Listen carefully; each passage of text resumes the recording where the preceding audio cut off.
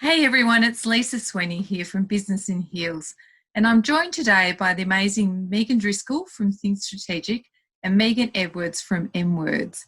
And both of them are presenters at our new up and coming Business Solutions Summit being held on the 22nd of October. So we thought it would be a great opportunity to chat to them and find out what they've been up to for the last little while and maybe share with you some important tips that you can use on being strategic and on LinkedIn. So welcome, Maxine and Megan. And be presenting in Asia, so I very quickly created online webinars, free webinars, and I think I'm up to about my 60th webinar that I've given around the world. I've had over 40 people from 40 different countries attending my webinars, and that's been really exciting, and it's helped me to continue to learn and grow. I've really loved it. I love connecting with people, so I'm connecting with them, through technology, but sharing a lot of what I think. And it's been great. I've really loved it. And welcome to you, Megan. You're obviously a LinkedIn master strategist, and you do amazing stuff with content and really help people get that profile and visibility. So tell us a little bit about what you've been up to.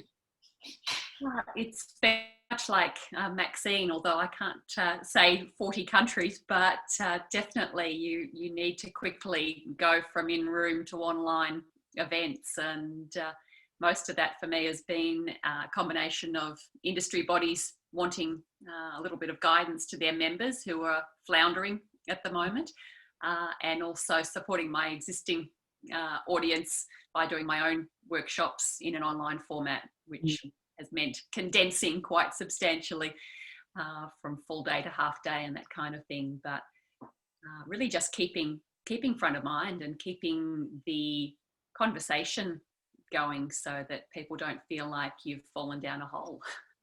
And I imagine, just in that condensing, you've had to bring a huge amount of energy to what you're doing. So you were telling us a little bit about something a little bit crazy you were doing this morning. Somehow I seem to attract a lot of these interesting challenges on LinkedIn. And the latest one is Let's Move, which comes from a great place. It's encouraging people to be more active. So there's an international post going up fairly soon, and I was asked to contribute a few seconds of what I do to keep active, which in a Melbourne spring day, pouring rain, I chose the mini trampoline and belted out a few leaps on there while shouting "Let's move" at the same time. So it remains to be seen how that will show up on the edited version, but it should. Yeah, it's good fun. It's good fun. Yeah, it will be awesome. Yeah. So Maxine, since obviously COVID hit, you've been doing leadership in uncertain times, and you're moving. You've been segueing it. What's the latest one? You're doing these amazing webinars. So in the beginning, I thought about VUCA, which is, and a lot of people don't know what VUCA is. So that's volatile, uncertain, complex, and ambiguous times. And I thought, I will run some free webinars on uncertain times. So that was incredible. And then after a while, I thought, wow, we're out of the first wave and going into the second wave. So then I thought people are starting to think about the new normal. So then I segued into leadership for our new normal. And now I've been reading that people like Harvard Business Review and Deloitte are saying the new normal's a myth. There'll be no normal. It's our new reality. So then I'm now creating new webinars for leadership in our new reality. And I've really enjoyed researching and getting some ideas and then marrying the strategies that I have with that and sharing that with aspirational leaders all around the world, because it's a tough time for people in leadership roles, really tough. Absolutely, which is why we've got you on for the Business Solutions Summit on the 22nd of October to talk about emotional intelligence and how that affects leadership. So give us a little bit of a sneak peek. What's going to be in the workshop and what can we expect?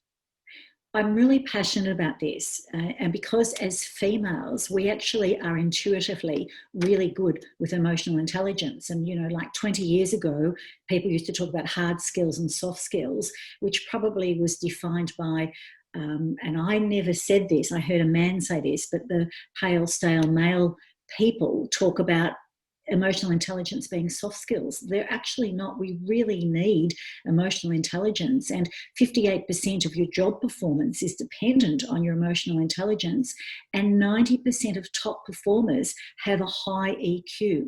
So in the Business in Heels Summit, I'm going to talk about how you can ascertain your own emotional intelligence, actually assess yourself, and I'm going to use the 4 capabilities or the 4 competences of emotional intelligence, which are self-awareness, self-management, social awareness, and relationship management. And you've really got to be competent in all of those 4 areas. So I'm going to share some assessments on how you can work out yourself if you've got a high emotional intelligence. And then I'm going to relate it to the 6 leadership styles that a lot of people think you need to have one leadership style. You need to be flipping in and out of 6 leadership styles every day, and how you can align those leadership styles to your emotional intelligence. So that's a little bit about what I'll be sharing. That sounds like it'll be great. Very interactive by the sounds of it, and good takeaways for people. Yeah. So Megan, tell us a little bit. You're going to run a session all about LinkedIn and how you get more visibility. So tell us a little bit about what we can expect from your session. It's really about using LinkedIn in the context not only of the current climate, but how to sustain that out the other side. There's a lot of inertia at the moment, a lot of nervousness because people don't want to seem insensitive. So if they haven't already begun creating content, they're definitely not doing it. And if they were creating, they've ground to a halt because they're not sure what to say, and therefore they end up saying nothing. So it's going to talk to debunking a few of the myths around that, because the stats have shown that there's a massive increase in the consumption of content on LinkedIn. It's just that people aren't necessarily visibly engaging. So helping people to write more creatively, to write more authentically. And I cringe to use the word authentic because it's overused, but coming from a more, as Maxine said, a more emotionally intelligent place, so that you are conscious in your message and you are aligned with your values and standards. You're not simply wobbling around trying to latch on to a buzzword like COVID-19 or telling sob stories to try and win an empathetic audience and that kind of thing. You're staying aligned with your true north. And just getting really clear on what the 1% are doing, the ones who make a commercial success of LinkedIn, which is a minuscule number of members. What are they doing right? So, lifting the veil a little bit around what their success strategies are so that people can start applying it straight away. So only 1%. Gosh, what an opportunity for all of us, hey? 1% of 715 million people internationally. Yeah. So there's a lot of scope for improvement, definitely. Yeah, cool. And so Megan, if you had to give, if anyone wanted a tip right now on what they could do to do better on LinkedIn, what would you say to them? I'd say go back to your website and get the bottom line there, the message of what you want to say, and then throw it out. Go on to LinkedIn, get the guts of it into your mind, and then go on to LinkedIn and write from your heart. You know what you're good at. You know how you help people. So start from where they're at, which every marketer tells you to do, but is not as easy to do as it is to say.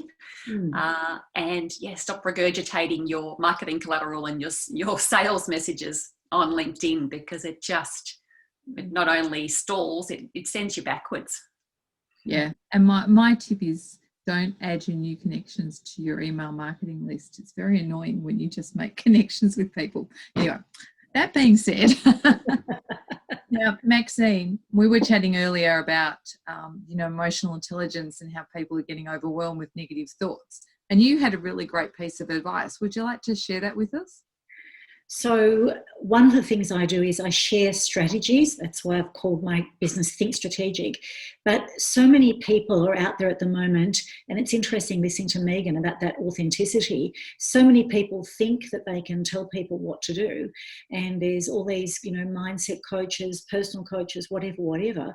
But in actual fact, one of the really simple things that you can do is be aware of your own thinking. And as women particularly, one of the habits that hold us back, we're always trying to please, and we actually, when we think a negative thought, the way our brains work, we actually have dendrites and synapses, and we make connections. And you can only think one thought at a time. You can practice it.